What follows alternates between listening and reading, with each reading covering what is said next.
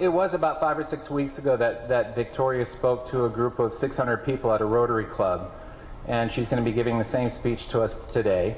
And I saw it, I think a week or so after it hit the web, it started going around, and so I quickly got on the phone and talked with her dad Zane and invited them here. And so we have a very special treat. So Victoria, come on up, do your thing.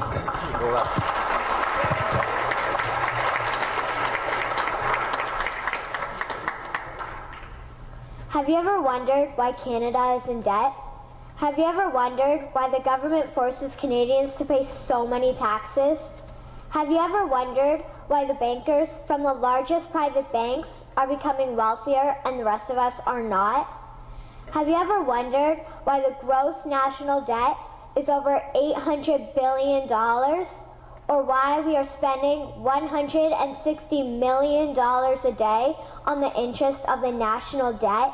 That's $60 billion a year. Have you ever wondered who receives the $60 billion? What I have discovered is the banks and the government have colluded to financially enslave the people of Canada. I will share with you 3 important points of reference, which will hopefully spark enough interest and concern for you to continue the research on your own and to engage your government to stop this criminal act against the people of Canada. First, we will briefly examine the Bank of Canada. Second, we will see how our banking system works today. And lastly, I will offer a viable solution that we can petition our government to implement. A very little known figure in Canadian history is J.O. McGeer. He was a lawyer, Member of Parliament, and Mayor of Vancouver. His contribution to Canada is probably the greatest in our history. He championed the creation of the National Bank of Canada, whose sole purpose is to create and manage Canada's money. It was formed on July 3, 1934, and owned by all Canadians.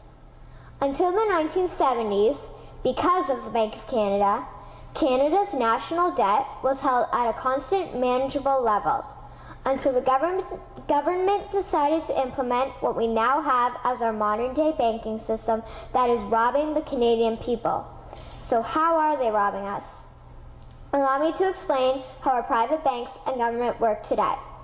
First, the Canadian government borrows money from the private banks. They then lend the debt-based money to Canada with compounded interest. The government then continues to increase taxation of Canadians year after year in order to pay back the interest on the exponentially growing national debt. What results is inflation, less real money for Canadians to spend into our economy, and the real money being used to pad the pockets of the banks. Also, the government gave the banks the ability to loan out money that doesn't exist in the form of loans. When a bank gives you a mortgage, which literally means a death pledge, or a loan, they don't actually give you money. They click a key on a computer and generate the fake money out of thin air. They don't actually have it in their bank vaults. Presently, the banks only have $4 billion on reserve, but they have loaned out over $1.5 trillion. To quote Graham Towers, each and every time a bank makes a loan, a new bank credit is created. New deposits, brand new money. Broadly speaking, all new money comes out of a bank in the form of loans. As loans are debt, then under the present system, all money is debt. What I find interesting is even Jesus, in Matthew 21, drove out the money changers in the temple because they were manipulating the currency to steal money from the people.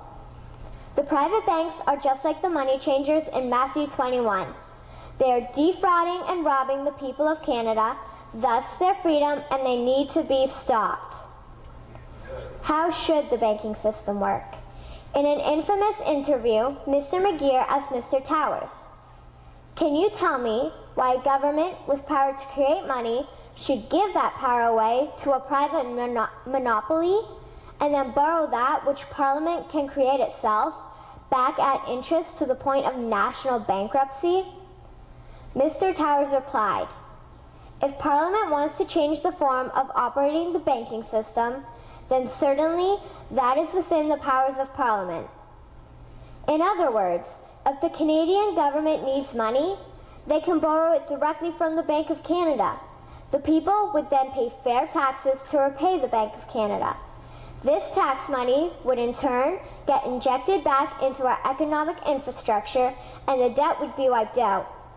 Canadians would again prosper with real money as the foundation of our economic structure and not debt money. Regarding the debt money owed to the private banks, such as the Royal Bank, we would simply have the Bank of Canada print the money owing, hand it over to the private banks, and then clear the debt with the Bank of Canada. And yes, we have the power and lawful right to do so. In conclusion, it has become painfully obvious, even for me, a 12-year-old Canadian, that we are being defrauded and robbed by the banking system and a complicit government. What will we do to stop this crime?